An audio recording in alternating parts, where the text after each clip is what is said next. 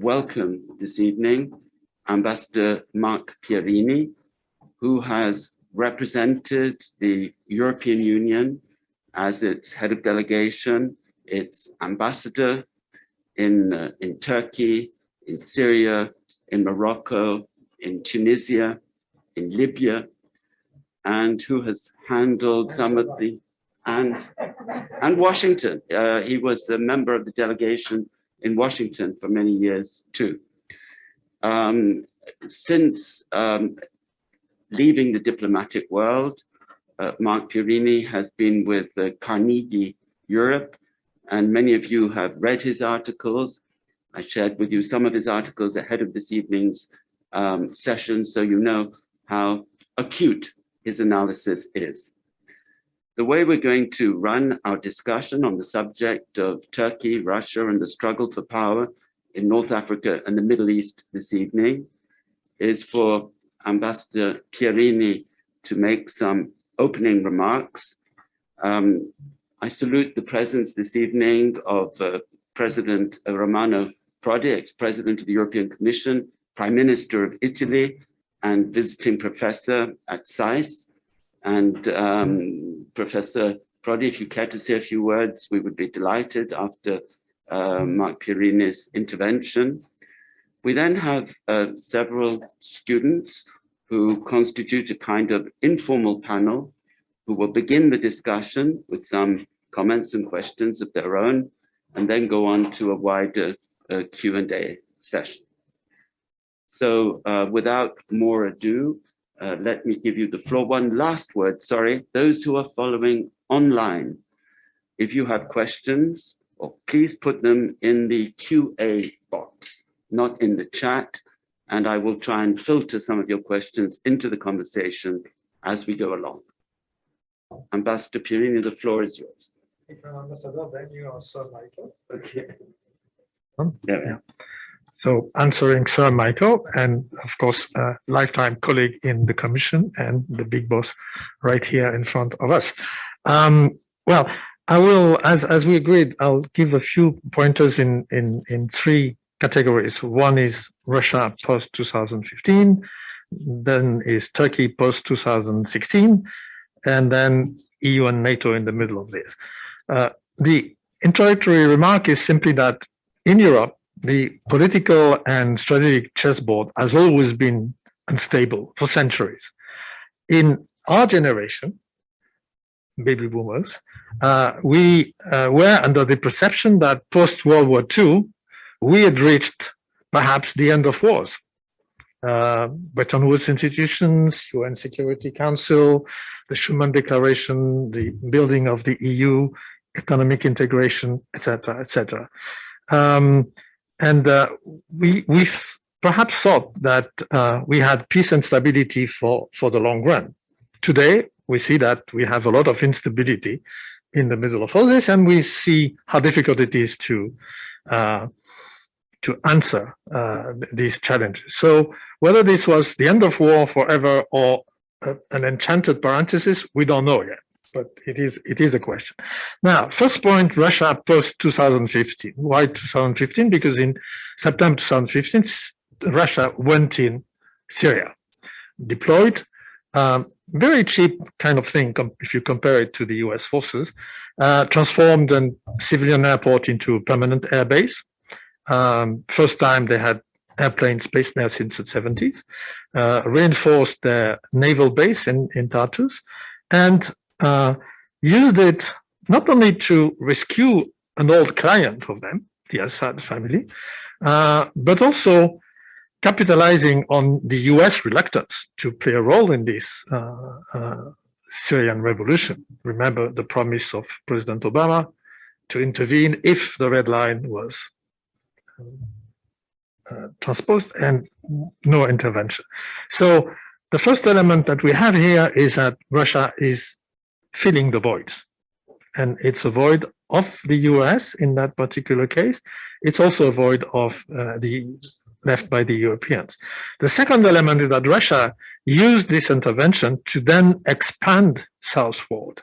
The air base in Latakia was used for the intervention in Libya, was used to resupply the Wagners in Central African Republic, is also used for Mali now. And at the same time, you have a massively increased naval presence in the Mediterranean through what military call the Tartus Express, which is simply resupplying Russian operations in Syria through the sea, through the Bosphorus, from Crimea or from Novorossiysk. So it is a myriad of little things, but they have one common thread, which is a heightened presence in the Mediterranean for the first time in a long time, and preparing perhaps for something more ambitious. If you think that under the guise of saving a crumbling Syrian regime in the spring of 2015, the regime was crumbling. The army was being defeated. They rescued them, but at the same time, they deployed S-400 missiles there. So look at it from the Kremlin's point of view. You have NATO on your southern flank and on your western flank, and you consider NATO as an enemy. They are encircling Russia. Okay, so you have S-400 missiles, which is the ultimate weapon in this particular game, in Crimea, in Abkhazia. Now you have them in 2015 in Syria. And soon after, I'll come back to that, you deployed them in Turkey by selling them to Turkey. I'll come back to that in a minute.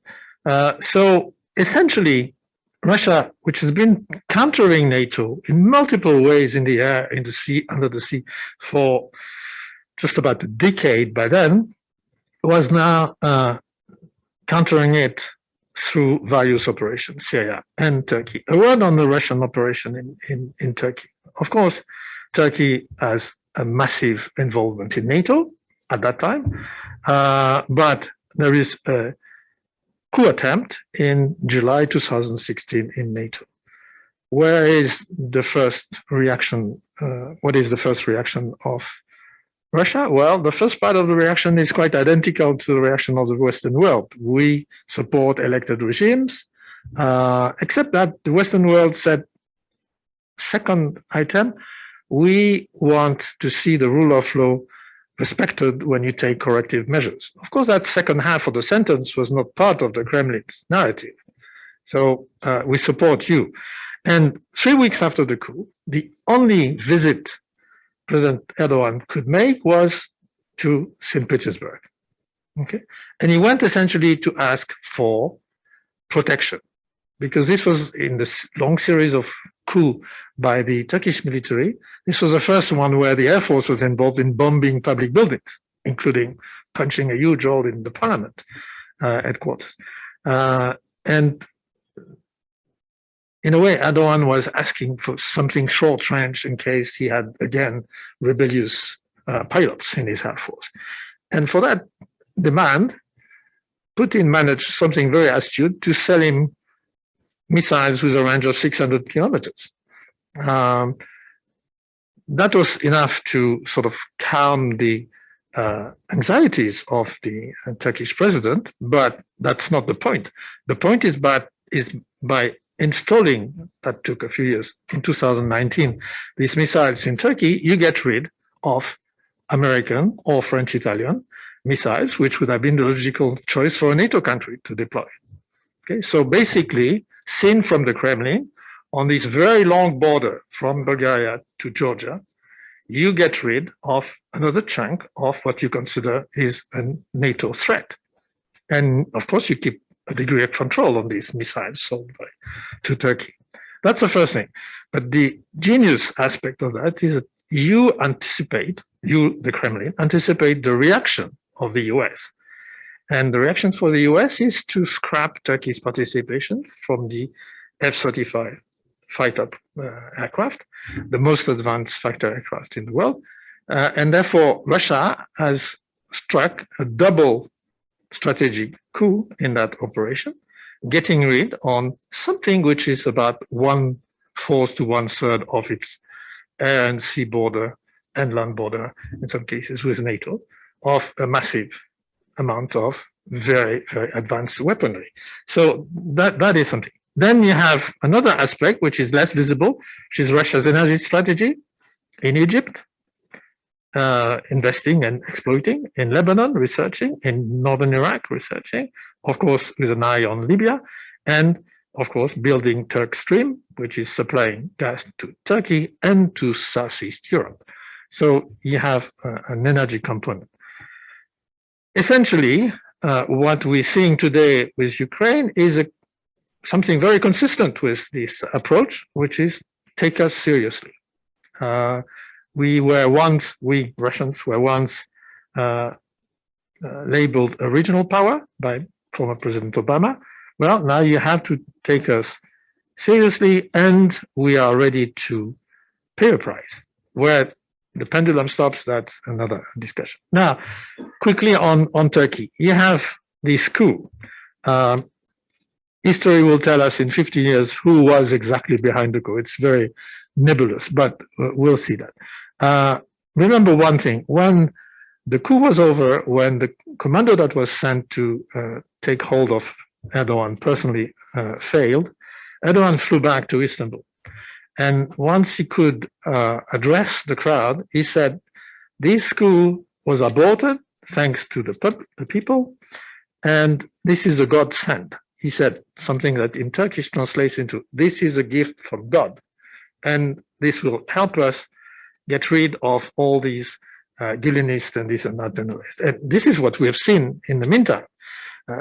60 to 70,000 people in jail, 150 people sacked from public jobs, all of that from this Gülen movement, which was the movement helping Erdogan's party to come to power in 2002. And after they split in 2013, they sort of survived, but the coup was the complete split. That was accompanied by a narrative which is very much anti-American, anti-European to some extent, and fueled by the Turkish Nationalist Party, MHP, who Erdogan had to contract to survive politically. So the influence of it's a kind of very strange thing because they were arch enemies before, but it's an Islamic nationalist alliance helping them to survive for a while, currently not helping them so much in the sense that both of them do about 1/3 of the vote, which is problematic for the forthcoming election. Lately, this was accompanied by, in 2019, 2020, by a very assertive, very disruptive foreign policy.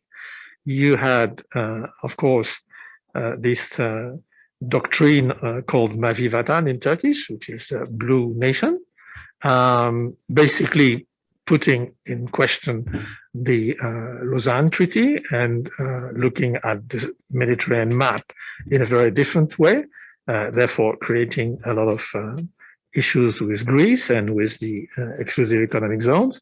Not that they are perfect, but and then Turkish operations in Syria, in the north and northeast of Syria, tolerated by Russia. Operation in western Libya, while Russia is in eastern Libya, and support to Azerbaijan in its war with Armenia. Plus, of course, a massive diplomatic and educational and economic deployment in sub-Saharan Africa, together with an anti-colonial, anti-French narrative, of course. At the same time, what you have to realize, which is not so much in the news, or at least not often in the news, is the massive military industry buildup in Turkey, launched at the very beginning of the AKP tenure, so end of 2002, and with two objectives. One is to reach autonomy, that is not to be dependent on other NATO countries to have armaments, and second, to export these armaments. So what you see is, although everybody talks about drones, but you have Turkey building its own frigates, building submarines, building tanks, exporting armored personnel carriers, and of course drones. And of course, there are elements in this military industrial buildup that are a bit fragile because you have sanctions once in a while. For example, the Turkish tank today has no engine because it was a German engine and there were sanctions because of Syria. So they had to look to South Korea, but it doesn't work technically. They cannot produce for the moment jet engines, so they look at Ukraine. But where they are extremely good is with drone technology. So they have reached immense efficiency with medium altitude armed drones, as we've seen in Syria, we've seen in Libya, we've seen in Nagorno-Karabakh, and we have seen on one occasion only in Donbass from the Ukraine army. But they're also producing a high altitude drone, which will carry much more powerful armaments. And that drone, what they call high altitude long endurance drones, are only produced in the world by the US, China, Israel, and now Turkey. So this is a game changer because a small drone, you can use it efficiently in a limited conflict like Nagorno-Karabakh. But a powerful drone with a huge aircraft, you can use it in a strategic way, and this is what is going to happen. They also are developing missiles. In doing all this, what is Turkey's political strategic posture? Well, essentially, they want, and they repeated that many times, to be running a balancing policy, balancing NATO and Russia. The post-Cold War order for the Turks, or for those theorists looking at this, is the post-Cold War order is not enough. Turkey has a sort of obligation to be in the sort of middle ground, or one foot in each camp, which of course is fine until you have a conflict. And this is what we're seeing today. Today, Erdogan is in Kiev with Zelensky this afternoon. We don't know the results yet, but essentially he's trying to manage his support to Ukraine, because this gives him a bonus point with NATO, of course, and because Turkey has never accepted the annexation of Crimea, but at the same time puts Turkey in danger of Russian retaliations. This is the point in my small article last week, because of course these drones, Ukraine has about 24 of them, they struck separatist positions in Donbass at the end of last year, and they are very efficient. So locally, perhaps not strategically, but in a limited conflict, they could be a game changer. And of course, if the crisis in Ukraine was to turn into a real conflict, an open armed conflict, you would inevitably see Russian retaliations on Turkey. So that, and meanwhile, of course, Turkey has not resolved the issue with NATO of having deployed all these Russian missiles on its territory. So it is quite complex. Now, to finish a remark on the EU and NATO. NATO essentially, without saying it, because NATO doesn't say hostile things. So NATO is a very quiet, has a very quiet public diplomacy attitude.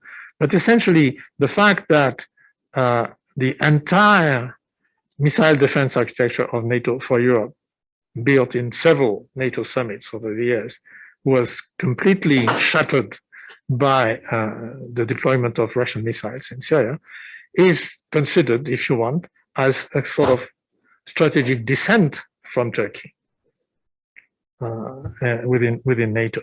And what you've seen since the end of 2020 is the US massively reinforcing its agreements with Greece, bases, arms sales, and so on, with Romania developing an Air Force base, and France, of course, with Greece, as we have seen in the news recently. So you have, between these reactions to Turkey's ambiguous policy and the deployment of Russia in Syria, in Libya, plus the maritime deployment, you have a new strategic setup in the Eastern Mediterranean, in the Black Sea, of course. And that is only being analyzed, and reactions are being built to this only literally this year. On the EU side, well, EU is often absent. Look at the role of the EU in the Syrian revolution for 11 years now, nothing. Of course, some member states intervened, France, formerly the UK, in a limited way, but the EU as such is nowhere to be seen, not in the diplomatic process. And of course, Russia doesn't want to see the EU there. The EU is, of course, also faced with political dissent from within. Brexit is, of course, one example, but you also have Viktor Orban saying in a press conference next to Angela Merkel, I don't like your liberal democracy model. You have Erdogan sitting next to Merkel last October or November saying, well, I don't like your upcoming coalition. We have good relations with Germany, but I don't like this upcoming. This was before the coalition was formally in place. I prefer presidential systems. Yeah, you bet you prefer presidential system, but that's not Germany. So essentially, if you paste all this together, what you have is an authoritarian model developing. Russia, of course, Belarus, of course, Turkey, certainly. And at the same time, you have countries that have subscribed to liberal political models, like Hungary, deconstructing this one piece after the other. Freedom of thought, freedom of academia, freedom of civil society, control over the judges, and so on. What is happening in a relatively quiet fashion in Hungary is very similar to what is happening in the more tragic way in Turkey. It is deconstructing the liberal democratic model. And what the EU exported, this was the liberal democratic model was the main export of the EU. 2004 enlargement, completed by the 2007 enlargement, Euro-Mediterranean policy. All of this was a big effort to disseminate. And this is now systematically countered by countries in Europe and around the Mediterranean, with, however, a reassuring factor, which this is my last word, which is that civil societies, whether in Belarus, Hungary, Turkey, or in Arab countries, they still believe in the liberal democratic model, and they're still fighting for them, and they're still willing to take immense risk to defend it. So don't think that the post-war baby boomers are pessimistic. Fundamentally, we see many reasons for hope, but probably not in the same overall strategic setup as we had in the last 20 years. Well, Marc, thank you for that magisterial overview. I think you put the different pieces of the puzzle together in a truly exceptional way, from which I learned a tremendous amount. It also raises many questions, but I'll resist the temptation to jump in with my questions. And first of all, ask, for me, you're always President Prodi, whether you would like to make a few remarks or comments or questions of your own. President Prodi. Oh, well, it was a pleasure to listen to my ambassador. No, who is a man who had an incredible experiences all the Mediterranean area, as we understood. I want to remember some moment and to raise some point. First of all, the incredible description of rise of Turkey, and new politics. And I remember then when Erdogan came to power, we were so happy. We were blessing God, because he was really, as me included, we were thinking that he was the real completion of the Turkish revolution to democracy, liberating Turkish democracy from the army, and really, that the change was for me one of the incredible events. Somebody say that this was because we were too slow to make the agreement between European Union and Turkey for the negotiation for membership. Maybe this was one of the reasons, but not certainly the most important, because really the change was the change in the Islamic world and the necessity of Erdogan for an electoral success that has changed him totally in the internal policy and then in the external policy. But now, summing up, the aim of Turkey is to be a strong regional power. And so any possible negotiation, let's say, relation with Europe is out of any possibility. My question is, with the complicated description of the relation with Russia, how long they can agree together, because now we have, I think, made such a big mistake to let Russia and Turkey get together when in history they always were competing. And even in Libya, now they are half competing, but in agreement with all the other areas. So this is my really question. How long do you think that they can go together? This is my question. Yeah, a real question. To describe the Putin-Erdogan relationship, I think you have to say it as extremely opportunistic on both sides. And what is, I think, masterful on the part of the Kremlin is to have used this sort of sudden distress of the Turkish leadership in 2016 because of such a violent coup, to use it to turn Turkey against NATO. That's not the issue that we see discussed everywhere, but it is a real thing.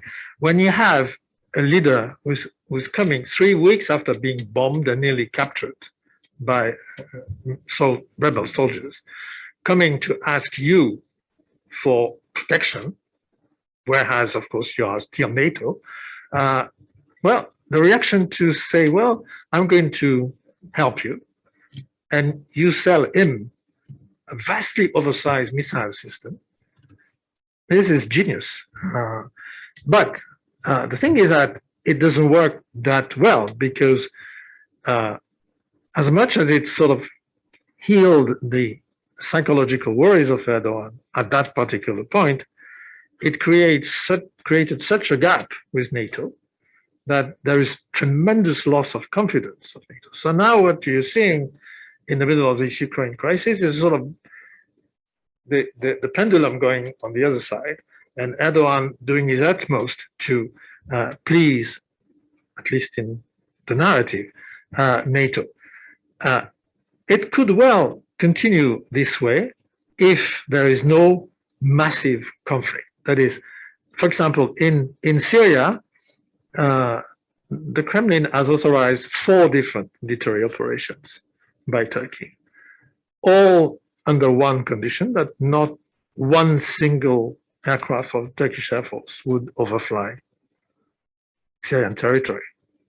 And this has worked more or less, and this is all in the name of fighting Kurdish terrorism and what else. There was one mistake made by Turkey, that because Russia expected very explicitly from Turkey to eliminate its allies in northeastern Syria, where Turkey provided training and weapons and so on, and Turkey didn't want to eliminate them, then sort of came into a confrontation at the end of February 2021, and that was a disaster. So they, as you said, President, they cooperate, and once in a while they clash together.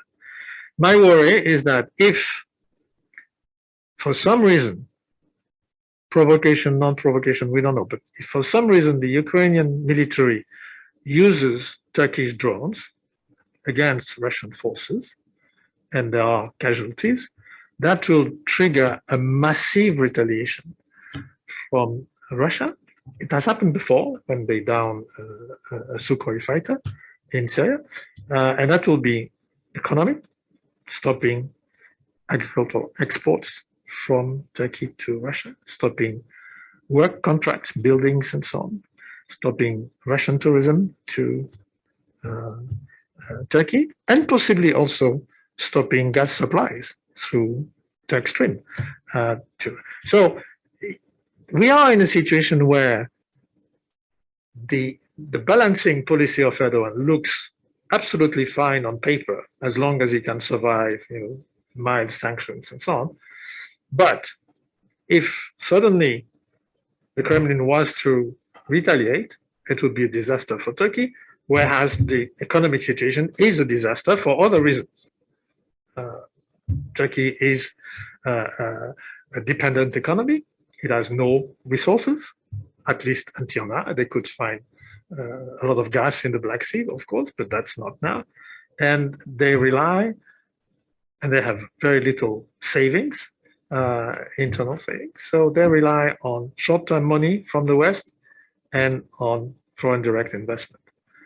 But for some reason, which are partly religious and partly hubris, Erdogan is convinced that inflation is caused by high interest rates.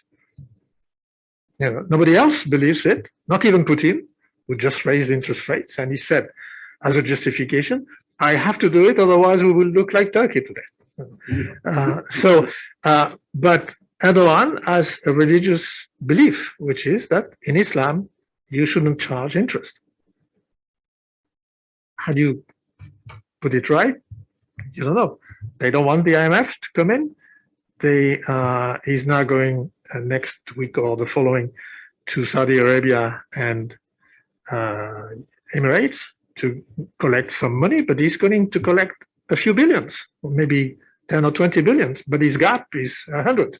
So where do we? So the key answer to the question is what happens in the 2023 election, June 23. Can he afford to lose? If, according to current polls, he loses, will he be willing to concede power? We don't know. So it's complete flux. Many intricate questions there, all interrelated. We have a student panel ready to ask you a few questions, but before we come to that, I'd just like to ask Professor Chris Hill, who we welcome back to Bologna after a COVID-enforced absence, and who is teaching here this semester. Chris, whether you would like to make a comment or to ask a question. Well, Mark, if I can get my mask. That's very kind of you. Thank you. It was a brilliant analysis, and as Michael said, I learned a great deal from it too. What struck me, especially from the European diplomats of our generation, is how geopolitical it was, how strategic, how militarist, not militaristic, but military in its perspective. Now, this is not the kind of stuff, obviously, one gets out of the External Action Force, and you said that the EU is absent from all this, which is a terrible pity, because actually, if you leave on one side normative power and all that stuff, nonetheless, Europeans are very expert at diplomacy. I mean, you're the example of it. So we need diplomacy. But what you've described is almost a return to the great game. to the balance of power. I mean, Turkey's behavior in relationship to the United States and Russia is exactly playing both sides up against the middle and trying to get away with it. And they may well do. But, you know, it's as if we've crept back into not just the Cold War, but almost kind of parts of the 19th century in some way, especially in this Middle East and neighborhood region. So I don't know whether you think that's true or too pessimistic. Yeah. Well, first of all, thank you for the compliment, but my analysis has nothing academic to it. It's rooted in 35 years of public service in the EU, with bosses like Romano Prodi, and then perhaps, you know, being infected by the diplomatic virus. So you don't want to go away from that. So I joined Carnegie for about a year after I retired in 2012, and this has been 9 years now. So that's part of the what I'm trying to do is help my audience, and this is what Carnegie does in general, not just Carnegie Europe, but Washington and other places, is to look beyond the horizon. You know, try to understand what news channels will not tell you, because news channels are, I mean, one, they love bombs, they love casualties, and they focus on that, and everything is dramatic. But of course, the world is a lot more complex than that. Now, to come back to the very interesting side of your question is, why is it that the EU is so absent from many of these crises? I think the origin, to me, and of course I'm speaking as an old timer, I lived under the regime of the Lisbon Treaty towards the very end of my career, okay, but not the most part, obviously. But the Lisbon Treaty regarding foreign policy was essentially an effort by the three big powers, Germany, France, and the UK, to stop this activism from the non-elected people in Brussels, you know. And the one person they disliked most was Solana, okay? Because he had a network of relations, he was very vocal, he would go everywhere. So you have a sort of repatriation movement, untold, of course. And you've seen that with the creation of the External Service. Why in the world did we need to separate this institution from the Commission? Nobody can explain it. Then you appoint first a British woman whose first statement the day she's appointed is, I have absolutely no experience in foreign policy. Oh, okay, fine, good start. Then Mogherini is appointed. She has little experience in foreign policy, but she's looked from above by Steinmeier and Fabius, who are the old-timer foreign ministers in their own country. And essentially, the evolution happens in the European Council. In the European Council, heads of state and government used to walk in with their foreign and finance minister. Okay. At one point, after the Lisbon Treaty was implemented, everybody was out. Only heads of state and government, plus the High Representative. So essentially, what you did by doing this was to bring foreign policy making to the top level without the ministers. And of course, you introduced a heavy dose of domestic politics. Yeah. So when you're faced with the summer of 2015, this massive wave of Syrians moving to Europe, maneuvered by trafficking networks and so on, we know all this. Essentially, what you have is completely different positions. France completely lost. You know, we're going to help. We'll take 1,000. Okay, but Germany at that time had 1 million vacant jobs. 1 million vacant jobs, and they were recruiting manpower outside, not in Syria, of course, in Vietnam and other places. And Merkel, seeing that there was this need, there was massive budgetary surplus, and there was empathy from the German people, she decided to welcome Syrians, spend billions of euros, and it worked. These people are now working at Volkswagen and Daimler, and doctors and so on and so forth. But only Germany could afford that. None of the others could. And in the middle of all this, when you had, the two extremes, German and French position, one welcoming nearly 1 million people, the other 1,000 at the same moment. There's no Europe there. And of course, nobody would listen to the Commission. And the Commission had explained earlier in the year, March 2015, careful guys, there's something wrong brewing in Syria. Let's agree on a migration policy and a refugee, asylum policy. Nobody wanted to do that.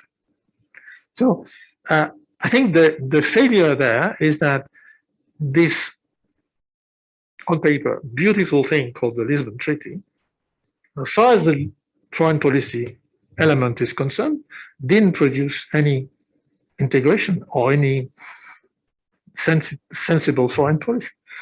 We don't have that. And now you're faced with a weaker Europe in terms of projection of power because UK is out and we had only two capable armies, British and French.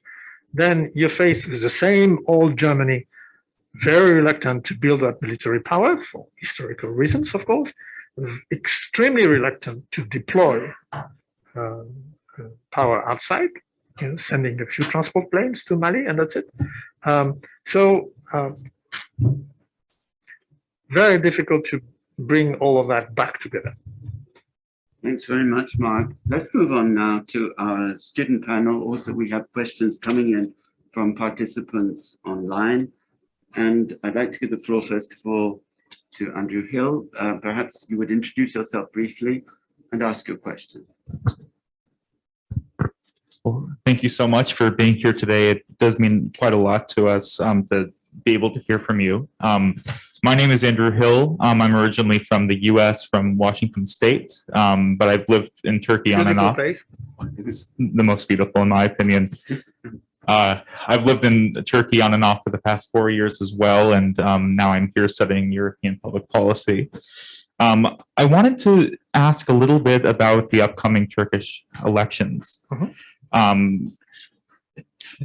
They're likely to occur in 2023. It seems to change every once in a while, with potential candidates and commentators already talking about new ideas, new plans. But it seems likely that we could potentially have a CHP or İYİ Party president, İYİ Party meaning good party. I'm wondering if we are to see someone from, the CHP or the İYİ Party come into power, how Turkey's policy towards the EU might change. Yeah.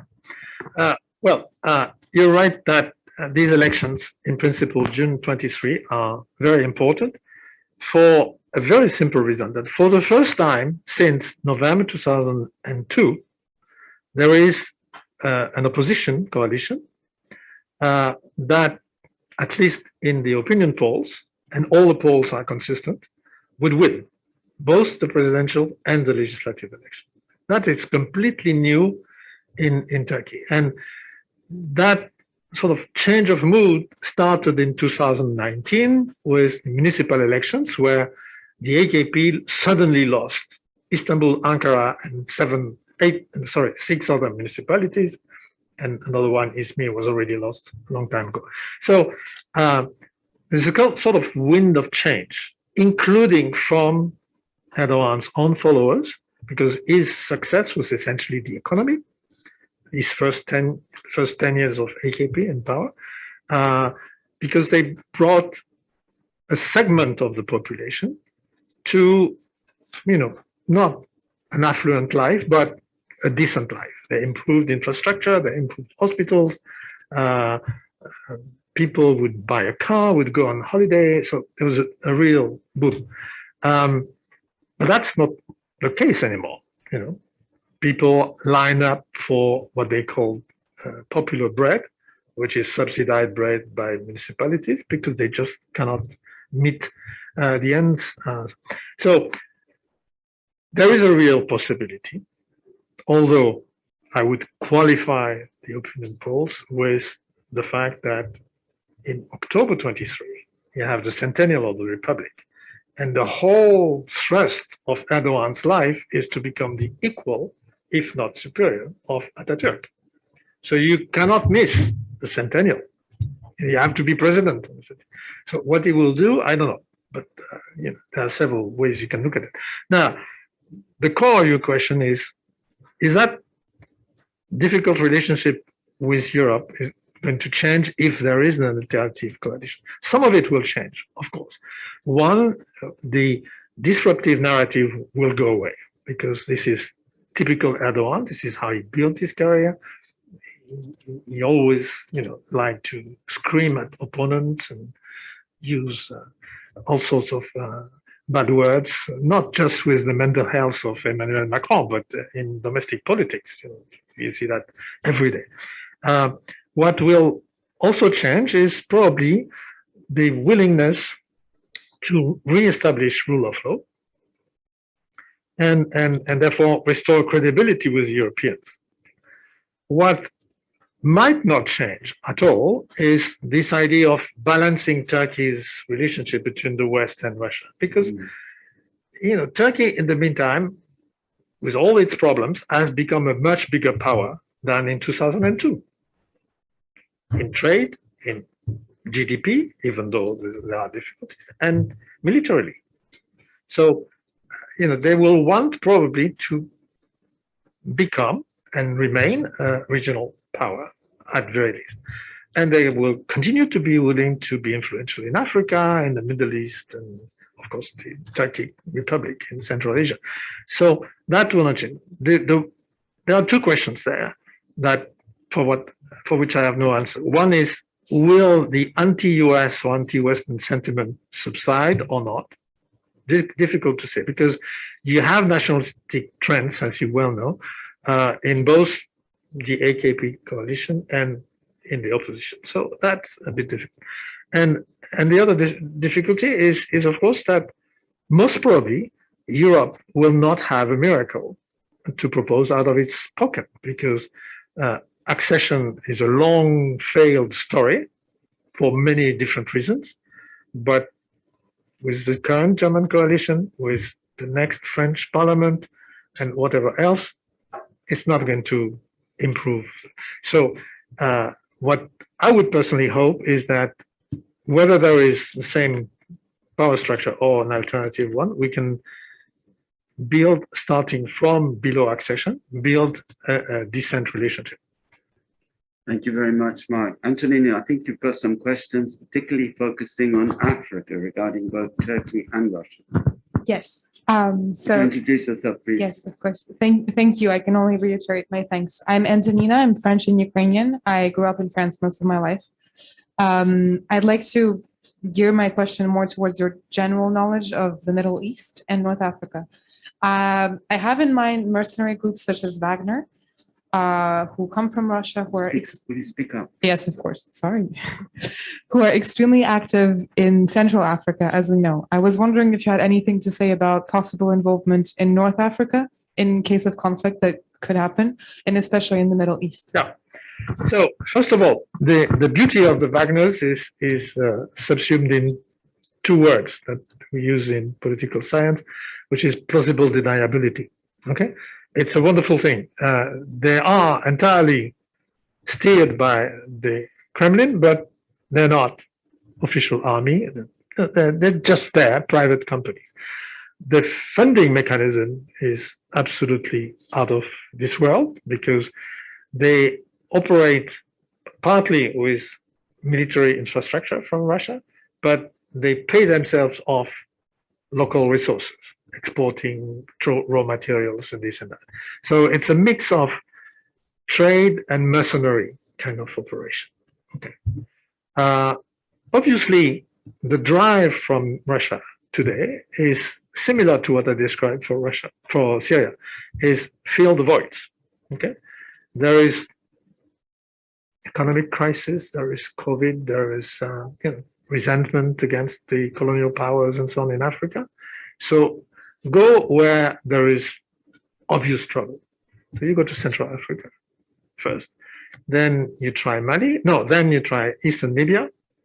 That is essentially based on the fact that the relationship with General Haftar was good, and because Eastern and Southern Libya, controlled by Haftar back a few years ago, is where the most oil and gas resources are. Okay, so energy strategy there too.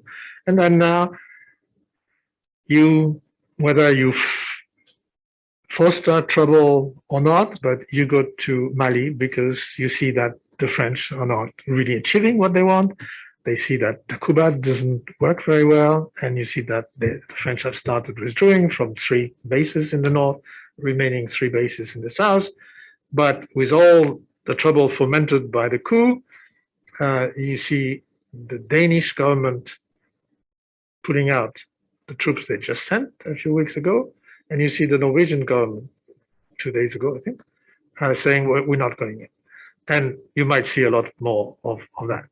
So, there is political solidarity. Oh, the French ambassador has been expelled, but, the UK and Germany and everybody else is saying we're in solidarity. Will we have, in 6 months' time, Royal Air Force helicopters in Mali? I'm not sure. They might just have gone. Will the French chief of staff advise the president to stay there while, not only you have the danger of the Islamist militants, but you also have the population now stopping convoys of the French army in the middle of nowhere. So it might be that, the Wagner type of operation is a very efficient way for Russia to take the places left or half occupied by Western countries. The subsequent question is, of course, what Turkey will want to do. Turkey, since 2009, has built a formidable network of embassies, Turkish airline flights, initially Gulen schools. Of course, these were all emptied and replaced, but there are other schools now, and trade. In my time in Turkey, the foreign minister, Davutoglu, would go into a given country to announce that Turkish Airlines was opening a flight. He had 50 or 100 business people. And Turkish exports are very well suited for Africa. They're much cheaper than EU exports, obviously. And there are simple machinery, even furniture and so on. Now you add the military component, training, maybe drones in the future. But what you will see is a lasting competition between Russia and Turkey in Africa. Thank you, Mark. 2 questions from participants online. One, taking off from your discussion about drones, and the question is what the impact will be of Turkey's export of drones on efforts within NATO to come up with some kind of multilateral export control policy, with Turkey being such an important NATO member. Would this undermine these efforts? Is there any prospect in the medium term of reaching such a multilateral export control regime? And another rather diverse question, but talking about the impact on NATO and on the EU, whether this experience will, in line perhaps with what President Prodi had to say, boost efforts within Europe to overcome the shortcomings that you described and develop a real security and defense policy. Yeah, a very vast program. I think, yes, the discussion on an export control or logical framework for drone exports from Western countries has been overtaken by events, essentially. And it's no small thing. You have, in the Idlib province of Syria, Turkey stopping not only the Assad regime, but also the Russian forces. They paid a price with retaliation, okay, dozens of dead and so on, but it's a new thing. You have Turkish drones maintaining in power the government of national accord in Tripoli, Libya, against people very well equipped on the other side, Haftar and the Russians. And you have, of course, Nagorno-Karabakh, where perhaps at the right moment and taking advantage of a mistaken assessment by Armenia of its relative force, you have a massive victory of Azerbaijan over Armenia a few months ago. So, and now Ukraine. So the feeling that this gives to Turkey is a feeling of power. Not only our drones are very efficient, and remember that there's not one European country building drones that could compete in a hypothetical conflict with Turkey. That doesn't exist yet. France and the UK are rushing to make up for the lag in technology. They're putting money there. The British may do it in conjunction with the Turks, by the way. So, there is a very decisive edge of Turkish military industry in this field, which may, of course, lead the political power to refuse to entertain a discussion on export control. That's what we're faced with. I had a second question. The second question, actually, could I ask maybe Denise, who's here with us, who had a very similar question, I think, about what the impact will be on the EU for the future and what we could imagine by way of a longer term EU capacity, as our online questioner asked too, in the area of security and defense. Would you introduce yourself briefly? Ambassador, thank you for joining us this evening. My name is Denise Houston. I'm Turkish American. And my question for you is in line with the relations within the EU and NATO. So do you think that the EU or NATO might deploy any hard power against Russian forces at some stage to preserve European security? And what do you think it would take to trigger military involvement in the current situation? Yeah. Well, I will reply to your question, then I'll go back to the EU military power. For the moment, we are in a sort of in-between situation, in the sense that NATO's activity in this Ukraine crisis is essentially diplomatic and preventive on the military side of it.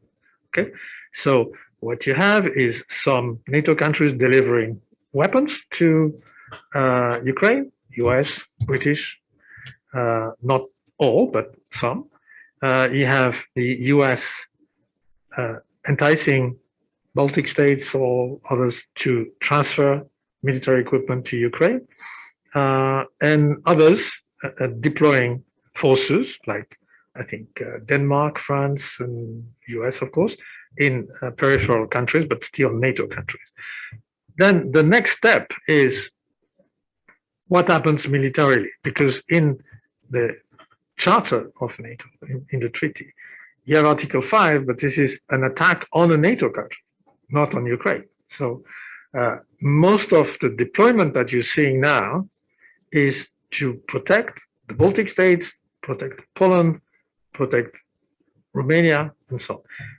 That is not happening.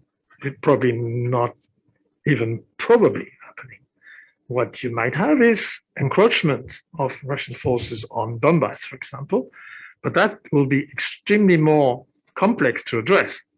Okay, so I think you'll see a lot of harmony in the narrative of NATO countries, including from Turkey, as we've seen in the previous ministerial meeting, as we will probably have heard today. I haven't checked, but it must have been made public after Erdogan's visit to Kiev today. But that's all fine until the moment a Turkish-made drone is used by Ukraine against Russian forces. Then we just don't know how serious it is, because we have no idea of the particular fighting pattern that you will see. There are very different options available to the Russians.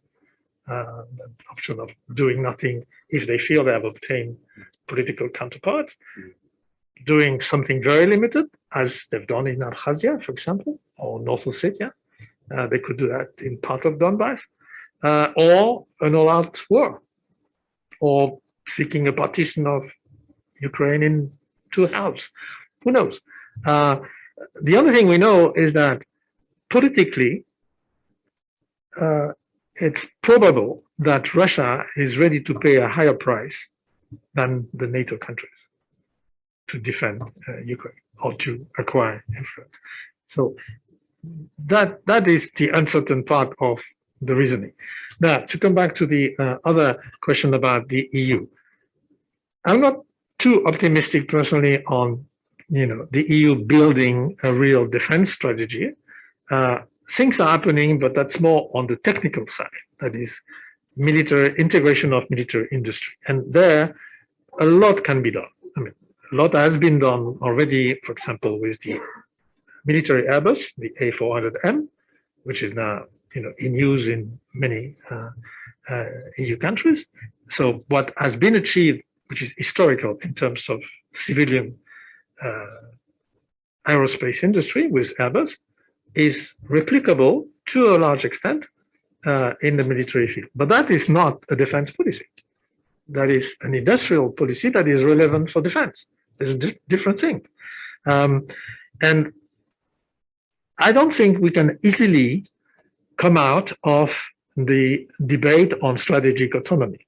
Of course, it's very dear to France and to the French president. And in part, this is a sort of Gaullian heritage from the 1960s, but it's not necessarily very appealing to other member states. So I would be very cautious in making any prediction. Thank you, Marc. Let's continue on the theme of EU relations, not only with Turkey, but with the region, with North Africa, with the Middle East. There are a number of questions about that, both online and from people here. Connor, I think that was an issue that you wanted to raise. Thank you, Ambassador. I'm Connor Freidenberg. I'm from the New York area in the United States. I wanted to draw on your experience from around the region, not just Turkey, and ask about what are some other areas you think the EU could develop relations with MENA countries, Morocco, Tunisia, et cetera. Are there areas for growth in climate and energy or economics, trade? What are some potential growth areas in your mind? Well, as you know, many years ago, and at the end of 1995, the EU well, it was not the EU at the time, but created this Euro-Mediterranean partnership, which worked well for a while, but was in effect shattered by September 11.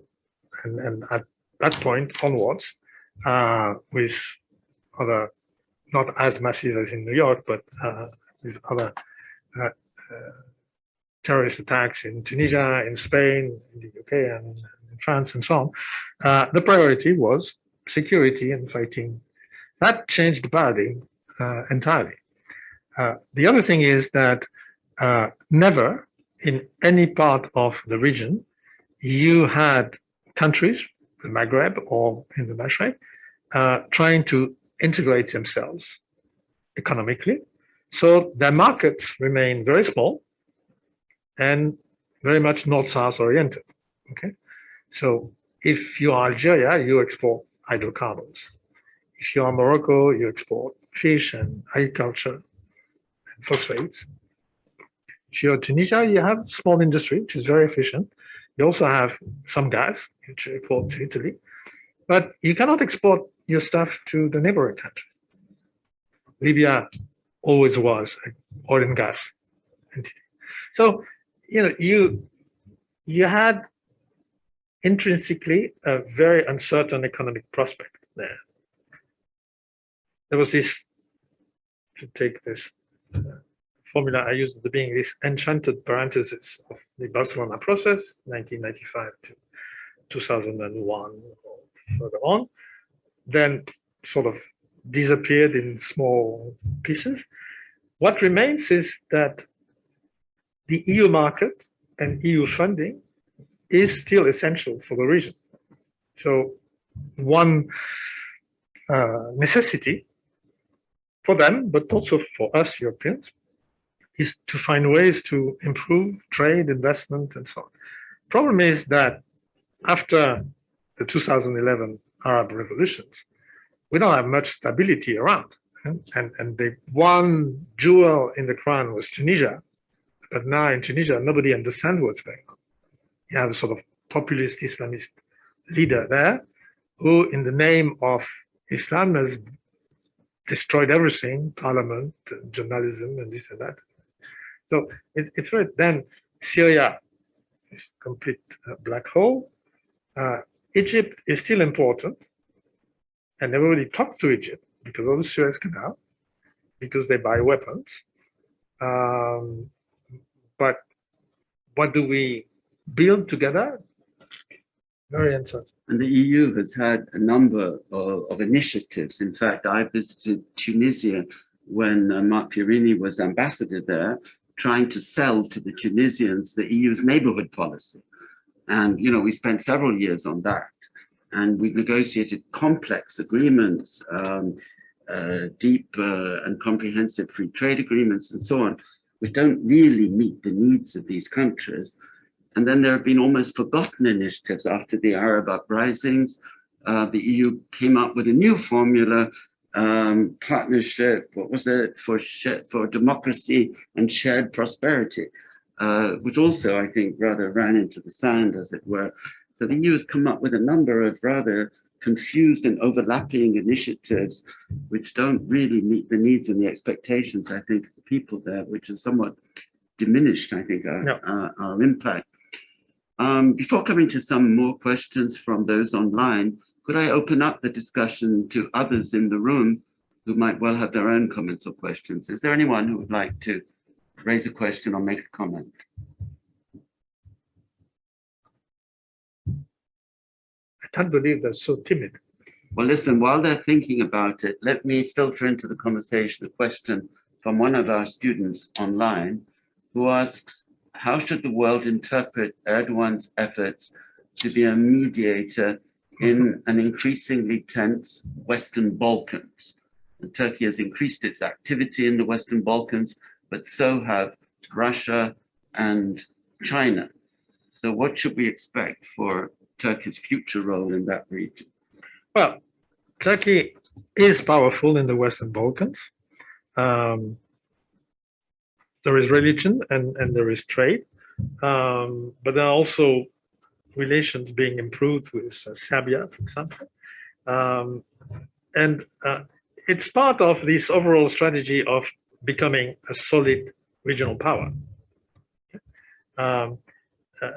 Turkey had a sort of lull in its Balkan policy because of problems at home with the Gulen movement, because the Gulen movement was sent. The Gulen movement was, in cultural terms, educational terms, the avant-garde of the Turkish government for a long time, from early 2013 until the 2003, sorry, to the end of 2013, when they fell out. So now they are rebuilding this, they're supporting, and it will, I think, continue. There is a very uneasy feeling of Turkey in the Western Balkans, which is the EU accession process. They don't like to be told that there is progress, although there is not much progress, but there is progress with these people, while their own accession process is completely stalled and even forgotten by most member states. So they don't like that, but they are very active to build their own relationship. I don't think, and they will, of course, bump into the Russians in some places, but I don't see the Western Balkans becoming an area of confrontation between the EU and Turkey, whereas Ukraine might be a case where with conflicting opinions. Yes. And today, probably the Turkish president will have repeated his offer to mediate between Ukraine and Russia. But to me, that's not the point. The point is that this crisis with Ukraine is about Moscow and Washington, or Moscow and NATO, and that's it. So, yeah, it's not for Erdogan. Another question there? Yeah. Follow up. Sydney, would you like to ask your question. Hi, my name is Sydney. I'm from the United States. I'm in the Masters of European Public Policy program here. I just had a question on how you might think that the new and evolving like energy policies in the EU might affect developments in the Middle East and in Turkey in the future. Well, that's been a number of years when, after various unhappy winters, when Russia cut off gas supplies, the EU has tried to build a more diversified policy. Never really, or import policy, supply policy. Never been really successful, but it's in part overtaken by the evolution in the market. So remember, for the past 18 months, you had this huge crisis between Turkey on one side and Israel, Cyprus, Greece, and the EU and the US about a pipeline going from the Israeli gas field to Europe. Okay, a $10 billion project lasting 10 years and so on. So it has become a massive political problem where technically there's no project anymore. Not just because the US has withdrawn its support, but because in the meantime, one, the demand for gas in Europe has gone down. You have two effects there: COVID-induced recession or less activity, and greening of the economy. But at the same time, you have LNG supplies being much more available everywhere. It was just a question of building the infrastructure to receive LNG shipped. But essentially, some specialists talk about the Uberization of the gas market. You look at your mobile and say, where is this ship with X thousand of cubic meters? Oh, it's not far from Hamburg. Let's have it there. And, it's this kind of spot market that has revolutionized the gas supplies to Europe. That's one thing. And secondly, there are remaining uncertainties. As you know, Nord Stream 2, Russian gas bypassing Ukraine, was fought by the US for a long time, was nearly put in service, and now has become an ingredient of the Western response to Russia in the Ukraine crisis. Independently of everybody else in the West, the Russians and the Turks had this Turk Stream built, two different parallel pipelines, one for Turkey, one for Southeastern Europe. This is another way to bypass Ukraine, of course. It will perhaps continue unless Turkey has an issue with Russia, or Russia has an issue with Turkey. So a lot of uncertainties remain in this market, but maybe they are slowly being, the uncertainties are being diminished by the nature of the gas market. Also the willingness of Qatar to supply Europeans with LNG. We've worked you very hard, Marc, and you've been very comprehensive in your replies. We just have time, I think, for three short further questions. One from Tommy, one from Connor, and one online. Tommy. Good evening, sir. My name is Tommy Benetti, originally from the US.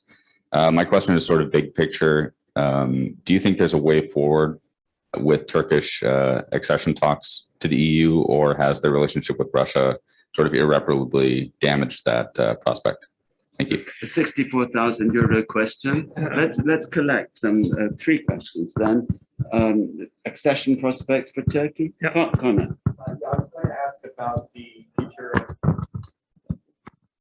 was going to ask about the EU's role in democracy promotion in the region. Do you think that the current situations in Poland and Hungary complicate that initiative?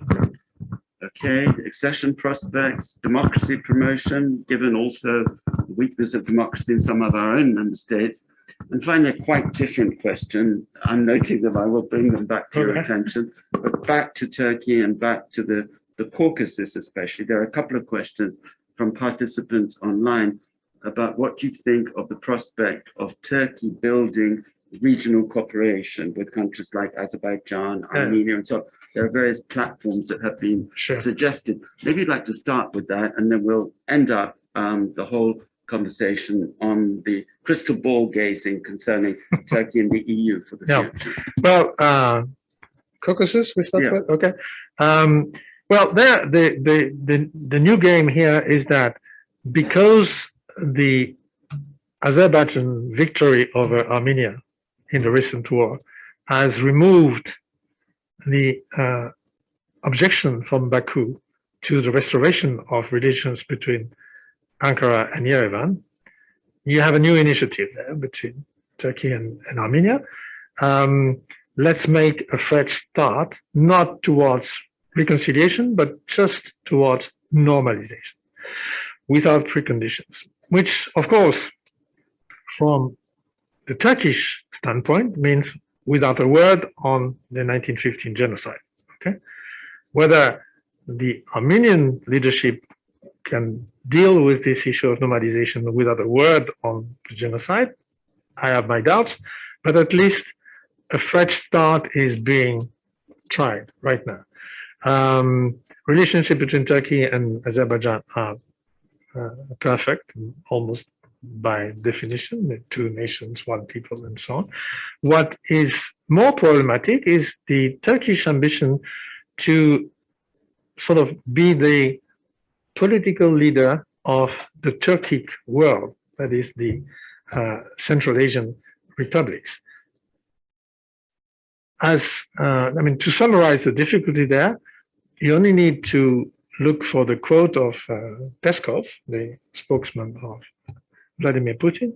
He said, well, yes, it's a good effort, but, I would put the historical capital of the Turkic republics in the Altai Mountains. So it tells you that they're not exactly in agreement. Finally, and we have our students doing scenario building exercises, and our global risk students and so on, looking towards the future. What does the future hold for EU-Turkey relations? And can the EU really claim to be standing up for democracy in Turkey when it faces serious problems with democracy in some of its own member states? Yeah, basically, the EU has internal dissent on its core values. I mentioned Viktor Orban earlier. You have the same with the party in power in Poland, different mix of issues, but still the same. And you had, extreme right parties in France contesting some of the EU policies and so on. So that's part of our democracy. The issue is there whether the EU, the European Council, can manage these different views and whether it will be willing to sanction some of the countries going too far, such as Hungary. It has happened before, once with Austria, but it is quite difficult. And, in everything I hear from the European Council meetings nowadays, not that I participate, obviously, but friends being there, is that Viktor Orban is a very rational leader. He never shouts at anybody. He just defends a completely different position. So whether he will remain fully in the EU or whether you'll have a core EU emerging at one point with a set of more integrated policy, that is the real question for the future. Of course, this complicates matters when you try to export, even support to democratic forces in countries like Turkey, Egypt, others. It is very difficult, and it is challenged very openly by the respective governments, either by inserting in the game fake NGOs. Okay, that is something that I've seen myself with my own eyes in Turkey, for example, or by simply opposing, which happened to me in Tunisia under the Ben Ali regime, project. That is, you would sign a project defending liberties in the media and so on. You'd sign and there would be pictures and so on. And then when it came to implementation, well, the bank transfer wouldn't work. Then you'd have a meeting to inaugurate your project in Sousse. Well, the street will be under works precisely on that day. All sorts of petty things that you've seen at work in St. Petersburg and elsewhere. But the interesting place for me in all this is Armenia. Because in Armenia, you have in power Nikol Pashinyan, whom I've met a number of times. And I hosted him for his first meeting in the public appearance in the EU. And his problem is the Kremlin. For the Kremlin is essentially a successful Navalny, if you want. So it's less important than Navalny because he's not challenging the Kremlin. He's in a small country. But if he had been defeated after the war he lost, I don't think the Kremlin would have been very sad. Now, on EU-Turkey, to conclude, the accession process in its genuine form, which is legislative alignment and implementation of core values, that is dead under Erdogan. Because for the past more or less 10 years, but certainly since 2017, the constitutional referendum in Turkey and the gradual building on a completely autocratic one-man rule system, everything that has been put in place is the exact opposite of what would be needed to enter the EU. So you just have zero checks and balances. As long as this is the choice of the Turkish president, and as long as the Turkish president is re-elected, you cannot have any progress. The issue here is a different one, is whether you go the route that Emmanuel Macron has proposed. We have to come out of this ambiguity and scrap it for good. Or, which is what Germany and many others, and of course the Turkish urban liberals would propose, is okay, you don't want to make progress there, but let's build something smaller and come back to it once we have restored democracy in Turkey. That's, alas, the only choice that is offered for the moment.